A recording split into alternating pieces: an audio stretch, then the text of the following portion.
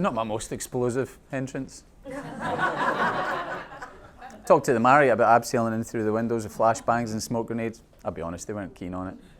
What's my mission today? Well, I'll tell you a bit about some of the adventures I've had along the way, and some of the things I've learned, and some of the things that hopefully will help you along the way, whether it's about teamwork or leadership, uncertainty, resilience, and the use of the debrief, and hopefully there'll be a chance to ask some questions. Unlikely parallels. You might think, why have we got an ex-SES guy in front of us? He's going to tell us about his underwater knife fighting course. What's the parallels? But actually, you'd be surprised.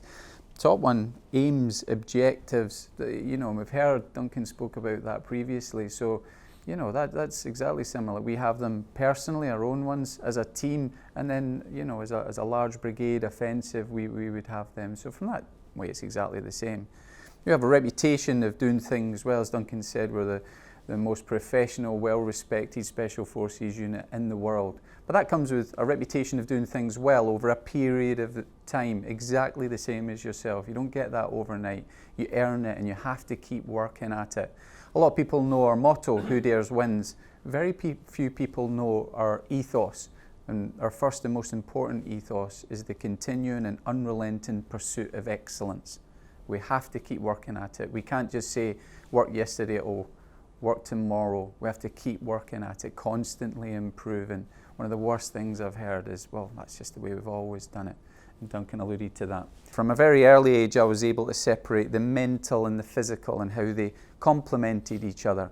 So physically, I could get broken down. I'm just like you. You bash me, I'll bleed, my bones will break like everybody else. But mentally, I was the gatekeeper of my emotion.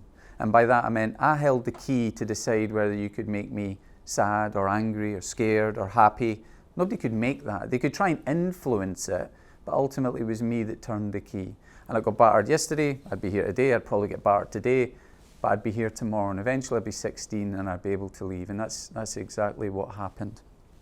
This was me at the end of selection next to the famous clock tower in Hereford. We had the Pilgrim's Master poem, James Elroy Flecker, written on it.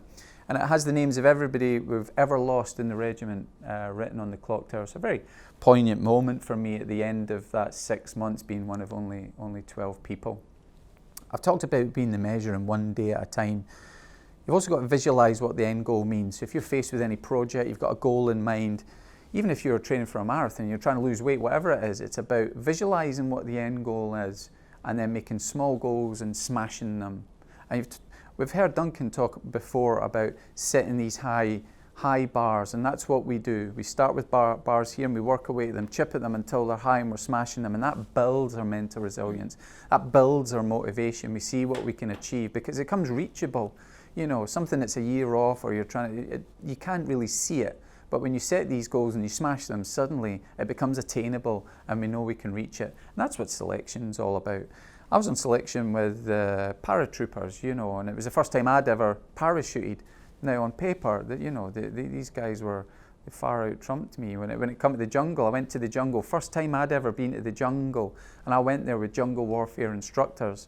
Now at the end of the day, when there was only us that were finished at the finish line, jungle warfare instructors weren't there. So it wasn't about the skill set they had or where they'd come from. It was about a whole load of other things, whether it was mental resilience, team player, attitude, determination. Those were things that were far more important.